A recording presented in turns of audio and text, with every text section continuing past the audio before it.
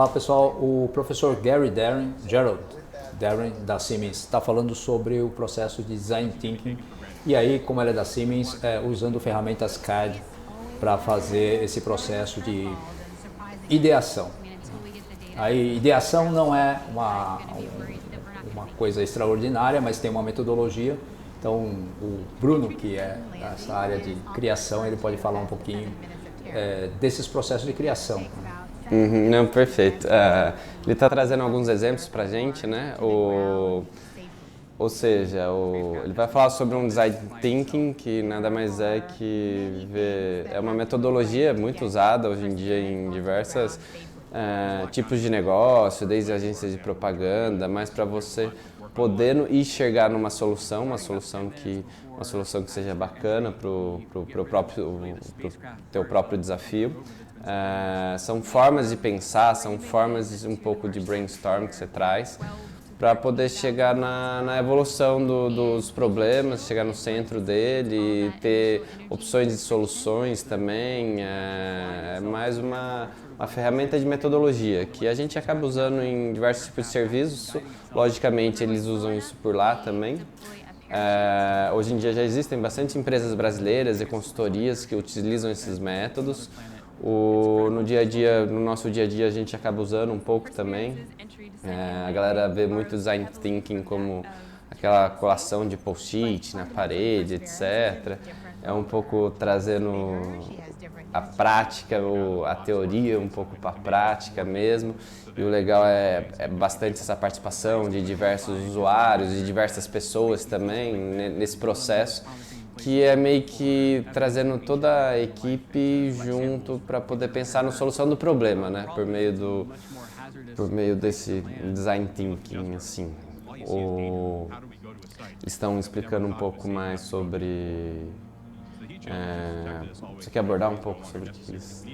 Nesse caso da ferramenta da Siemens, né, o que o Gerald está trazendo aqui, especificamente no cenário do pessoal desse simpósio, que é do desafio de exploração interplanetária, né? Então, nesse caso aqui, o Gerald está trazendo um time de físicos, de geologistas, de engenheiros, de engenheiros de design do produto, de aterrissagem de veículo, ou o pessoal de geofísica para estudar o terreno, e trazendo todo esse pessoal como você fazer a aterrissagem, né? O que você precisa para fazer a aterrissagem de um veículo em outro planeta. Então você traz todo esse pessoal para fazer um brainstorm, para fazer uma discussão, e aí, como você não está em outro planeta, né, como você não tem essas condições, você tem que criar esse ambiente, né? E como você não tem como replicar isso na Terra, você acaba fazendo primeiro no ambiente simulado. E aí essa ferramenta de CAD, de design, de modelagem é fundamental para esse cenário onde você não tem como replicar isso, né, no mundo real. Evidentemente, depois de simulado, você escolhe um ambiente inóspito, como algum deserto ou alguma região, para fazer esses testes no modelo construído real. E o legal de trazer isso mais ou menos para o dia a dia é que, por exemplo, quando você vai fazer uma produção de um vídeo ou uma transmissão igual que a gente está fazendo aqui, você tem que pensar onde vai ser essa transmissão. Essa transmissão, será que os equipamentos são 110?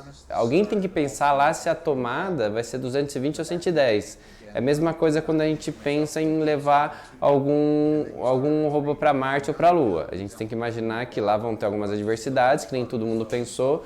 Por isso que trazer uma equipe para poder fazer esse processo, essas metodologias é bacana, porque a experiência de vida de cada um vai trazendo o que a gente já fez, que deu errado e que a gente pode melhorar. A união dessas experiências evita erros futuros, porque daí pelo menos a gente sabe que chegar para poder fazer uma transmissão, se as câmeras são todas 110, aqui eu vou ter que ter um conversor pelo menos para converter, ou não, vou trazer câmeras 220 para poder fazer. É um pouco isso que a gente acaba trazendo para cá. Exato. No caso de um robô que você vai mandar para o espaço e você não tem como trocar, né, o 110 por 220, lá no caso é uma bateria, então você tem que pensar em como manter essa captação de energia, como prover a energia. Agora que o Bruno estava falando de câmeras e tudo mais, é que tipo de lente você vai colocar se você não sabe que tipo de superfície ou que tipo de situação atmosférica você vai encontrar lá, né? Então tudo isso, como o Bruno falou, você traz a experiência de cada um e esse grupo discutindo essa solução, fazendo esses brainstorms, fazendo esse pensamento de cada um fluir na solução, ajuda você a construir a modelagem. Se, por exemplo, você chega num espaço, fazendo um paralelo, né, com essa parte de transmissão, você traz uma lente meio fechada e o ambiente é pequeno, você vai ter certa dificuldade, você não vai conseguir acabar fazendo, entendeu, Flávio? E isso a gente tem que pensar em todas as variáveis que existem lá, tanto na Lua, quanto em Marte, ou quanto no espaço, que possam acontecer ou mesmo que não são previstas. Por isso que muitas vezes a gente tem que levar mais parafusos para o robô, porque a gente imagina, esse robô vai quebrar 1 ou 2 parafusos, mas não, às vezes a gente tem que ter 8 parafusos, porque lá o parafuso enferruja a cada 3 meses ao invés de enferrujar a cada 2 anos, entendeu? Então a gente tem que pensar nessas possibilidades de tudo que possa acontecer lá, levando em conta o clima, o tempo, toda a parte química que envolve lá também, junto aos equipamentos. Por exemplo, até mesmo a gente chegou a comentar antes do robô que está lá em Marte, que agora ele está precisando trocar a parte das rodas dele, porque já está 3 anos lá, mas tem um tempo de depreciação diferente do que ocorre aqui na Terra, né? Só que muitas vezes, por ser cada um, por exemplo, de uma área, isso a gente está falando com a parte robótica, mas, por exemplo, tendo pessoas lá, como a alimentação. Às vezes, por estar lá, gasta-se mais energia, gasta-se menos energia. Como que funciona tanto essa parte de alimentação, ou essa parte médica? Eu me feri lá, será que minha cicatriz cicatriza como cicatriza na Terra? Então tem diversas variáveis que têm que ser pensadas quando a gente acaba indo lá pro espaço. Exato.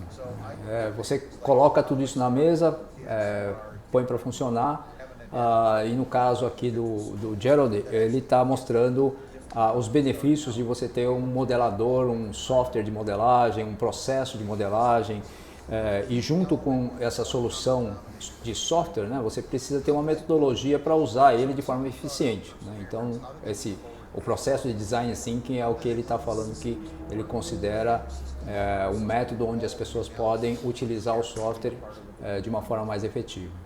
Bem trazendo essa parte de causa e efeito, né, que ele tá explicando um pouco. O que causa e qual é o efeito que isso causa. E se for pegar nesse ambiente, como é muito grande, né, igual que a gente fala sempre nessas variáveis, a gente sempre tem que... Esses ambientes de simulação ajudam muito para a gente pensar trazendo todas essas variáveis para o software de simulação, e no software de simulação a gente conseguir tentar replicar o mais próximo possível do que poderá acontecer lá fora, né, Flávio? E no mundo da indústria e no mundo de pesquisas, onde você gasta, os equipamentos são caros, né? Então a simulação é um elemento de redução de custo, de acelerar o processo, de modelar rápido e falhar rápido. Então tem tudo a ver com essa metodologia ICE, que é testar, modelar, falhar, juntar uma equipe multidisciplinar e ter um método para você trabalhar esse processo, né? Nesse caso, o Gerald está falando de design thinking. Algumas indústrias aqui no Brasil já utilizam, desde a indústria automobilística também, já usam um software de simulação para colisão, para poder entender. Exato. Depois do software de colisão, eles usam o quê? Eles fazem o teste com carro real, com bonecos reais, com pesos reais, para poder ver o que poderia acontecer, né, para poder tentar evitar tudo. Mesmo lá fora, hoje em dia, que está tendo muito essa parte de automação de carros e de veículos, né, para poder ver o que acontece quando a pessoa, às vezes, só está no banco de trás ou está no banco da frente, o que pode acontecer. Mas, logicamente, a gente tem que trazer na simulação, testar antes um pouco aqui em ambientes controlados, porque existe ainda esse teste ainda antes de ir para o espaço, né? Tipo, Tanto é que, por exemplo, todos os astronautas que vão para o espaço, eles passam um bom processo de treinamentos também, até para poder ver essa parte de saúde, se todo mundo aguenta, todas essas variáveis. Tem que trabalhar também, a gente fala de saúde, mas o psicológico muito forte também, porque a gente tem que, como se fosse aqueles treinamentos de aeromoça, que você tem que ficar, sabe, em lugares inóspitos, que você tem que pensar nas dificuldades e como resolver aquelas soluções, ou seja, tem que abrir a cabeça para muita coisa, para poder ver toda essa parte de testes, etc. E essa parte de simulação ajuda muito a evitar ter bastante essa parte de riscos, né? Exato, né? Tanto de produto, tanto de você resolver problemas, né, desafiadores, quanto você, o que está sendo mostrado agora, de modelar próteses, né? Então, como é que você faz isso, como é que você junta as equipes para pensar no conforto, né, no design. Aí, hoje em dia a prótese já não é mais meramente um suporte para você, ele tem que ter um design, ele tem uma boa aparência, os materiais são diferentes, a disponibilidade de materiais é diferente, então a possibilidade de modelagem é mais rica, né? Então você encontra hoje próteses muito digamos assim, sofisticadas, porém sempre pensadas no usuário final, né? Isso graças a essas ferramentas de modelagem, esse processo de juntar pessoas e pensar no melhor para o usuário. Claro, por exemplo, se você vai para o espaço e tem algum tipo de fratura, você não vai levar diversos tipos de moldes e de gessos para você poder cuidar, né? Muitas vezes você leva alguma coisa, hoje em dia a impressora 3D, essa tecnologia da impressora 3D, você consegue fazer muito específico para o problema que ocorreu ali, né? Por exemplo, querendo ou não ainda, trazendo essa parte de impressora 3D, alguma coisa que quebra, alguma coisa mais simples, você consegue ter os modelos, mandar imprimir, quer dizer, você consegue economizar a parte de ferramentas e essa parte sólida assim, para poder transformar em pequenos objetos dentro da nave ou no próprio espaço, para poder fazer essas substituições, né? Isso é uma parte bem legal. Exato. Também. E toda essa tecnologia permite entregar uma solução personalizada para a pessoa que necessita daquela prótese. Isso. Ela é feita personalizada para o biotipo daquela pessoa. Uhum. Então, e com esses softwares de CAD/CAM, igual que eles estão falando, eles conseguem ter bastante focado nessa parte de produto em si, né? Isso, no conforto da pessoa que vai usar a prótese. Exato. Então a modelagem permite isso. Hoje em dia o software permite fazer isso, jogar o modelo na impressora e entregar para a pessoa acidentada um conforto naquele processo de recuperação. Ou mesmo algum outro equipamento que quebre lá também, com o suporte da terra aqui, eles conseguem, Flávio, quebrou minha geladeira, quebrou o pé da minha geladeira e a geladeira está tombando. Logicamente, não a geladeira, um exemplo genérico. Mas eles conseguem fazer o quê? Por exemplo, fazer o pé da geladeira aqui na terra, fazer a parte de CAD, CAM da modelagem aqui, mandar para lá para eles poderem fazer essa parte de reposição da peça específica também. Logicamente, sempre há contato com todo mundo, né? Mas essa parte de trazer isso e se sentir confortável com isso é bem bacana, que acredito que isso ajuda as pessoas até lá ficar um pouco mais tranquilo, caso tenha algum tipo de problema, né? A gente aqui no Brasil aqui é bom porque a gente é bem gambiarreiro, né? A gente consegue, quebrou alguma coisa, a gente vai arrumando. Logicamente lá não pode ser dessa forma, né? Mas por isso que, igual que eles estão comentando, tem essa parte de ideação, mais realização da ideia, depois tem a parte prática mesmo, para depois seguir para a parte de utilização por lá. Exato, né? E essas ferramentas tecnológicas de modelagem ajudam bastante a encurtar esse processo, né? Da ideação até você fazer a entrega. Isso, até porque gera uma economia de custos, né, nesse investimento. Porque, vamos fazer algum tipo de protótipo.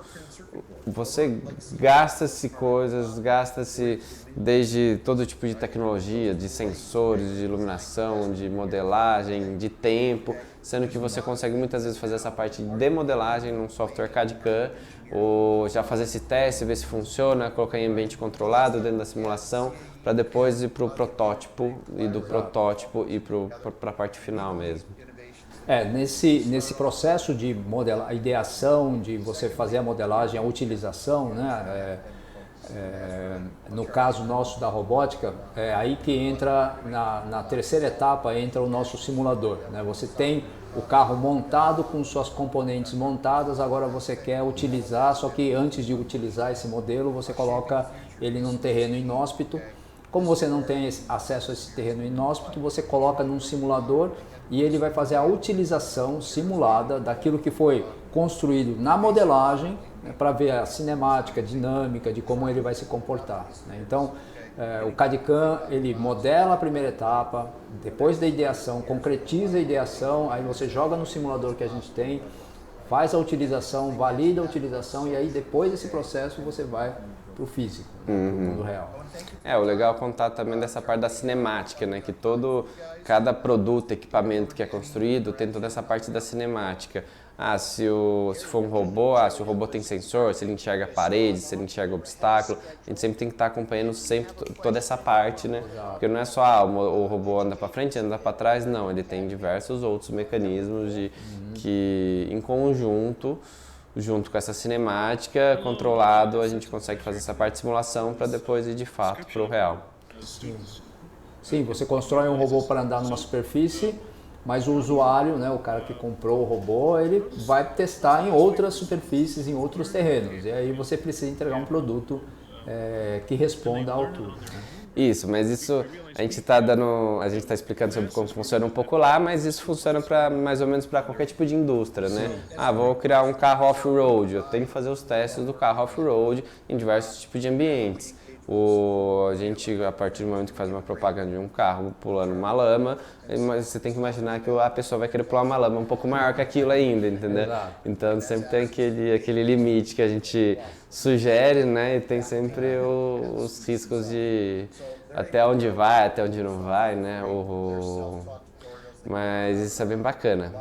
Bom, a gente conseguiu trazer um pouquinho para vocês sobre essa parte, um pouco de design thinking, um pouco desse software de simulação, mais de CAD/CAM também, para vocês poderem entender um pouquinho mais sobre esse mercado, como que funciona também. Agora a gente está entrando também daqui a pouco em outra reunião aqui também, em outra transmissão, e já estamos de volta com vocês.